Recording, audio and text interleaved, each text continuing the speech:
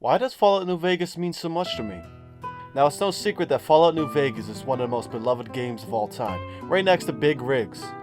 And everyone and their mama has made a wild and wacky, super crazy detailed video on why it's objectively the best Fallout game and best game ever. This is not going to be a too terribly in-depth analysis of Fallout New Vegas. You can go watch countless other people's videos on the game. Instead, I want to take a more personal route and do my best to describe why Fallout New Vegas is great to me. With that being said, why do I even like Fallout New Vegas? So before June of 2018, I barely had any idea what an RPG even was. RPG sounds dumb to me. I like my games fast-paced with no thought required. I wasn't that big of a gamer at the time. I kind of fell off a bit to focus on that gross college work that I eventually flunked out of because, you know, I had better things to do like playing video games. And when I did, it was on the PS4 and it would be games like Battlefield 4, Call of Duty, Wolfenstein, GTA 5, and I was obsessed with Far Cry Video on 4-1.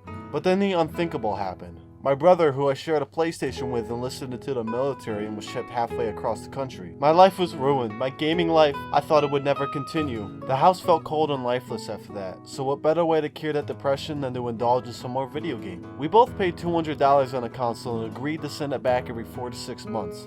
So after my time was up, I sent it back to him in Texas. And then 6 months go by without a word about it. Turns out he wasn't going to return the console and decided to keep it, claiming it's rightfully his because he paid the taxes. Even though I called him out on it multiple times, he wasn't going to just give it up. A respectable move on his part, using the slight advantage he had while also not respecting the honor system. Lovely. You're fucking asshole. Eventually I stopped caring, since after I graduated high school, my parents took part in the tradition of buying their kids expensive gifts as a reward for following the rules, I guess, and got me a laptop. It's a laptop I still have today, and it has been very reliable, but any game after 2012, it just doesn't want to run it, you know. Very reliable. Can't run any game after 2012 with more than 15 FPS. This bad boy is just filled with spaghetti. And more importantly, I decided I'll stop waiting and buy a game on my new Steam account. I was like a giddy schoolgirl scooping up as many sales as I could during the summer of 2018. Now, I've heard about the Fallout games before, and in fact, I played Fallout 4 when it came out, but all I really did was mess around with the mods and didn't really play any quests, and I barely touched it to this day. The first game I downloaded on this new world of PC gaming was Fallout New Vegas, and believe me when I tell you, for a first true RPG, this is probably the best I could have started with. Even though it kind of slowed my view of Bethesda games since, I personally think they don't live up to the potential of what a Fallout game could be, and even Elder Scrolls bore me to no end. I used to think I was crazy for not liking Skyrim, but that's what my therapist hears every week. This was the first game I've ever played where the world felt like a real place you could actually live in. At least as livable as a radiated and dangerous wasteland could be. I firmly believe this game has changed my life and made me look at the world a very different way than I did before. And another time I'll plan on going deeper into why that is. But let's stay on topic. I finished my first playthrough and had time to reflect on what was actually happening. The game had me hooked, and even after many playthroughs, it still does.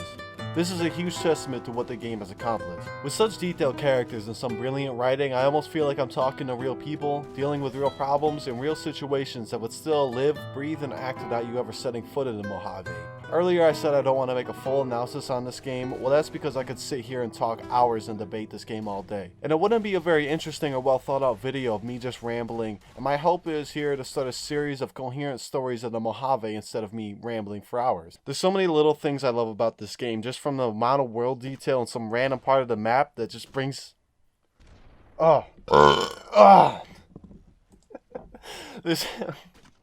There's so many little things I love about this game, just from the amount of world detail and some random part of the map that brings you just slightly more insight onto a character or faction that could potentially sway your opinion on how you treat them. But I want to zoom in a little closer on a specific quest which will bring up the theme I will call letting go. So let's go. Begin again in the night. Let's sway again tonight. Your arm on my shoulder. You come across a little tucked away square near Freeside and you meet a man named Crandon. He tells you about their relationship towards the NCR and how they don't want to control or help from the NCR forces since they can handle well on their own and they would get nothing but taxed and governed by the rules they don't like.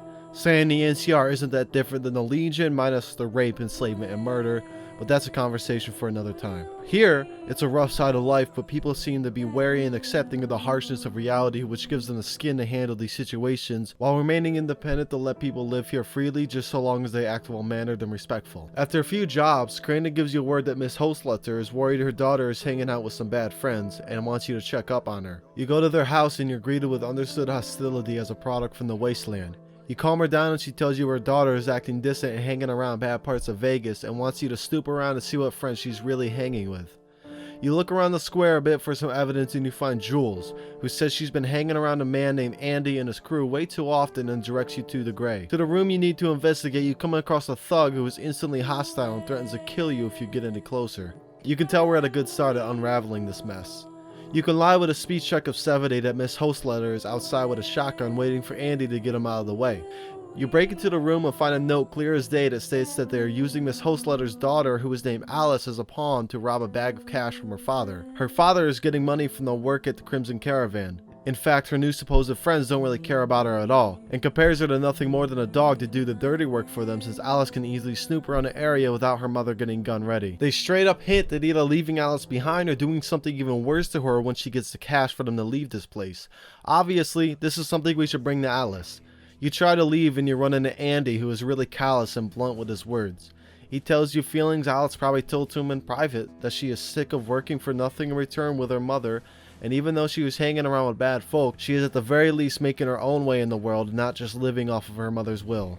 I think this is something we all aspire to be. Something more than what our parents raised us to be. But Andy's view on family is that it's more of an unnecessary weight thrown onto our shoulders by a choice we didn't make. Which, while literally, yes, it's true, but family and more specific, your parents, is a unique connection you don't have with other people. You can't just easily let that go. Even if they are toxic, there's parts of you deep down that still care for them. This is in perfect contrast with what was said before. What's really better for you? Working with your family that you didn't choose and being unhappy with that little change in your life? Or working for yourself and making big change even if you're getting stabbed in the back around every corner? Codependence or independence? When you get back to the host settler's place, you stop Alice on the way out and you have many options on how you can do this. You could just straight up kill her both, her mother and Alice, or you can convince Alice to kill her mother and take the money and run. Or, and I consider this the best option, you can have a genuine conversation with Alice. Bring her guard down and let her know it's okay and you won't hurt her. With the first conversation with Alice here, you can tell she's not mature enough and not in the right headspace to really have thought this thing through, since understandably she thinks this is going to be a quick and easy way out. She's putting on a tough act because she feels it's the only way to make it in the Wasteland. You make Alice aware of Andy's true intentions with her, and at first she's in disbelief to the point where she would rather kill this person, but it's very gray on whether Andy was in the wrong here. Andy is just a product of a ruthless wasteland to where you have to stab people in the back to get ahead. And Alice is ripe for manipulation since she hasn't experienced much outside of a sheltered and protected life her mother tried to give to Alice. Andy is just doing what Andy knows, but he's taking advantage of somebody's whole future here. All in all, Alice just wants to find true independence in the work she is doing and love herself. She wants to do something for herself and not what her parents tell her, and growing up in a wasteland like this, where it's very hard to make it on your own, it's only natural for her mother to be protective and have her work on the farm instead. But as a cause of that, Alice is just depressed with the way things are. There hasn't been much change. You ask her what she really wants and she doesn't know. She just hates this place and wants to leave. She's confused how quickly it changed from a simple childhood, but now it feels like nobody really cares for her. Her mother is fighting to even get crops to grow and money by to feed the family. She doesn't have much time to care for her daughter emotionally anymore, and her father is out in the wasteland doing dangerous jobs just to keep the family alive. So Alice feels nothing but deep sadness from an isolating experience. But her parents do care for her. Even if they don't directly state it, her parents are doing everything they can to care for her and give her a good life, because in this world that is rare. But Alice is stuck trying to find her own dream and where she stands here, because the transparency isn't clear. Truly, only Alice can know what she really wants. In such simple questions, you bring Alice to a realization that it isn't anybody else's fault as to why she's feeling this way. It's all with her. The good and the bad, it's her decision and her responsibility. Alice finally realizes that if she wants to make a life for herself, she can't hold grudges or blame anyone else. She's going to leave one day or another, and you have the choice to either have her stay or tell her to leave and forge a path for herself. I decided to let Alice leave and make a life for her own. While she could have stayed with her mother and kept doing the same things every day, she would have been safe, but at what cost? Her freedom, her independence as a human, her sanity even. Even her mother understands this, and all she really wants is a daughter to be safe and happy. I think now more than ever Alice came to a realization that I hope can help her make peace with this fact. While she's grateful for the care of her parents, she needs to make her own in this world, and she is ready more than ever to make that happen. Alice had to let go of the protective, safe, and comfortable environment of her family home because she feels stuck and unable to grow there. I think this is something we can all relate to. Our parents can only do so much for us until we have to go out on our own and build something for ourselves. It's not your parents' fault either. They just wanted you safe, and this is of course talking about responsible and mature parents who really tried and didn't abuse their children. But in either case, how much resentment and hatred should you hold against them for that? It's some weight you're going to carry for the rest of your life, and you choose how to deal with it. In Alice's case, she hopefully learned to forgive her parents for not doing as much as they could have done for her, because she understands there are things parents could never do for you. I could really go on and on about this quest, but this is a genuine, honest-to-heart story that nearly everyone can relate to. It fills my heart with joy every time I hear Alice say, "It's all me, isn't it? The pain, the anger, my joy. All of that's just me." It's a matter of finally holding yourself accountable for your own feelings and actions while still recognizing it's not your parents' responsibility at this point in life. Your parents can't be your controlling guardian all your life. This is also a quest that ties into the theme of letting go, which is actually what I wanted to talk about with this video. It's an idea that all of us hold, that at one point or another in our lives there's going to be things we must let go in order to let new and better things grow. While Alice's mother cared for her the best she could, does that mean Alice should spend the rest of her life paying her back for that? When should Alice get her own life and live by her own terms? To get more personal, why should I still live by my parents' rule?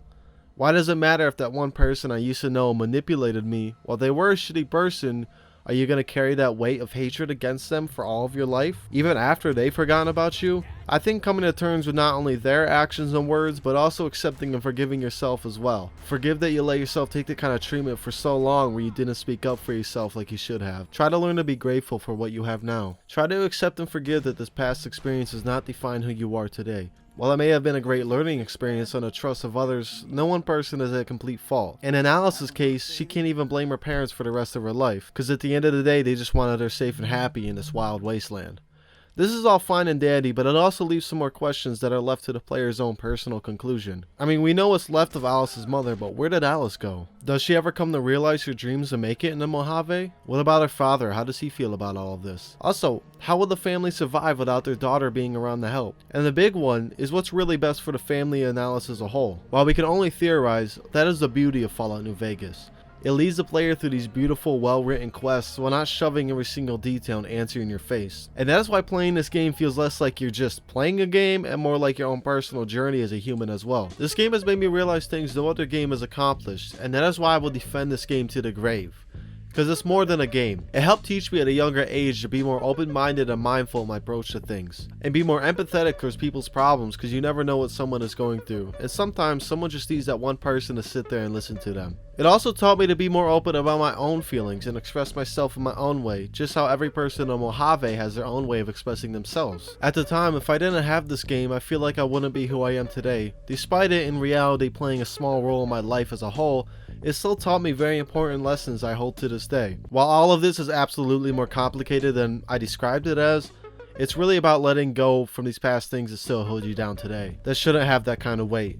Ask yourself the big questions, really. Process how you're feeling and slowly over time learn to accept and forgive and be appreciative and grateful for what you have now.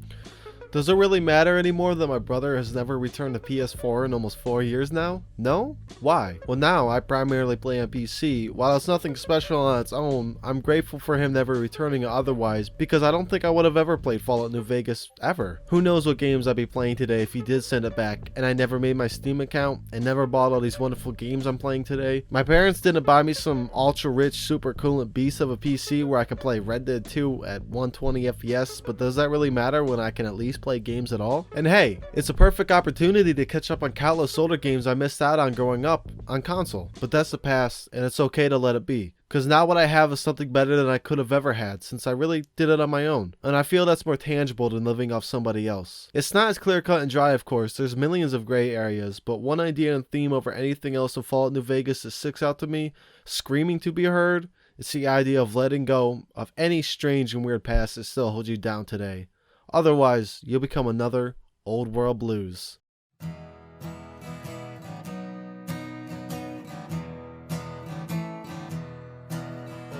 give me where the big horners roam, where the mole rat and the fire gecko play.